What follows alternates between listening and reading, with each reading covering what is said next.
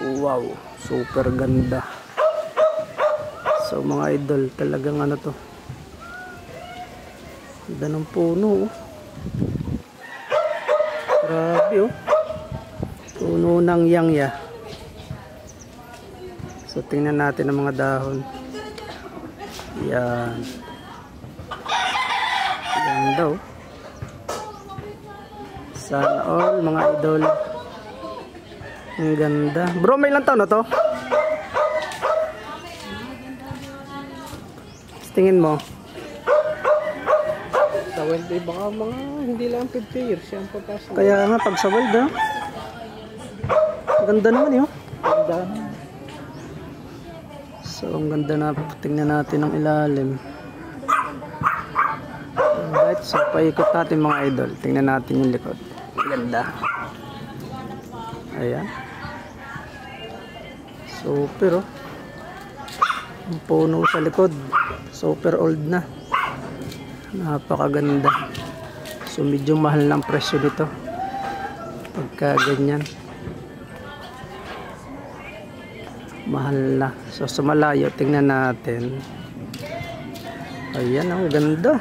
So puno ng yangya mga idol. More or less baka ito yung mga ano na eh, nasa 50 years. Sa ganda naman.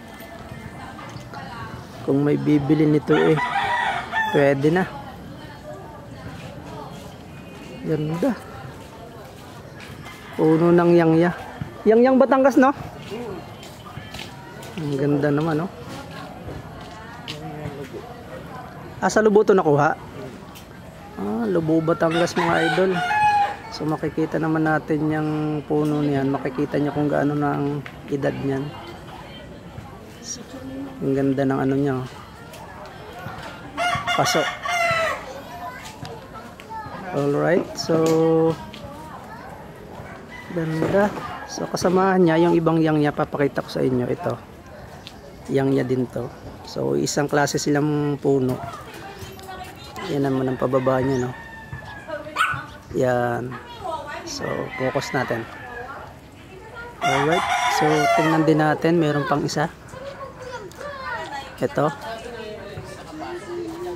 Yan ang ano niya, style. Napakaganda. So yung magkakagusto pwedeng mag-PM lang. Yan, message lang kayo. Pwede. The best to sa mga rest house, sa resort, sa kubo-kubo nyo diyan sa ano, bahay nyo, sa entrada. Ang ganda.